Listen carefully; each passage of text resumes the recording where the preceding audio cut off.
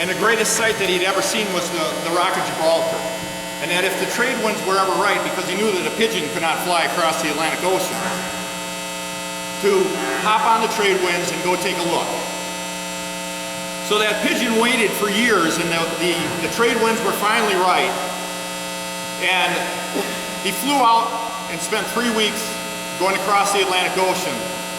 And just as he reached the rock, the trade wind switched around and from the east to the west, and he knew that he had to come back right away.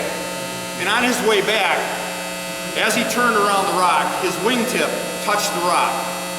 And he came back to the Statue of Liberty and he told all of his friends about it and his family. And every year, one of the members of the family would take a trip across the ocean and take one turn around the rock and touch it with his wing. Until, after millions of years, that rock turned into a beach. That the wingtip had eroded away the rock into sand. So Mr. Seiler then stopped and said, so, now that's eternity, right? And according to us, as 12-year-olds, absolutely, that was eternity. And he turned to us and said, no, that was the first day that happened. So I told my dad that, and he looked at me and he was puzzled, and he said, what do you mean, Joe? And I said, well, think about a football game, a playoff game on a Friday. You won the game on Friday or Saturday, and you got the new pairings on Sunday.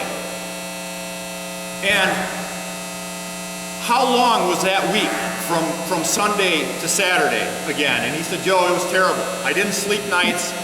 I couldn't hardly eat. It was terrible. It took forever. And I said, how long was that game from the time the ball was kicked to the time the final second ticked off of the clock? And he said, Joe, I hardly remember those moments.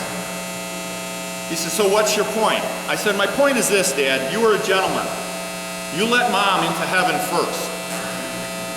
There is no time in heaven, but there is a second is a year and a year is a second.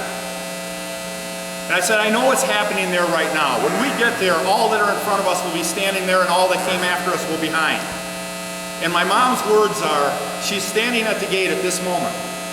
And she turns around and says to my father, Jim, have you ever seen anything so beautiful? So today it's not a sad day for me. Although I'll miss my father, I know that I'll see him again. And I'll see him soon. We suffer on earth. The wait is what is the long part. But we'll be there again with him in the blink of an eye. So thank you.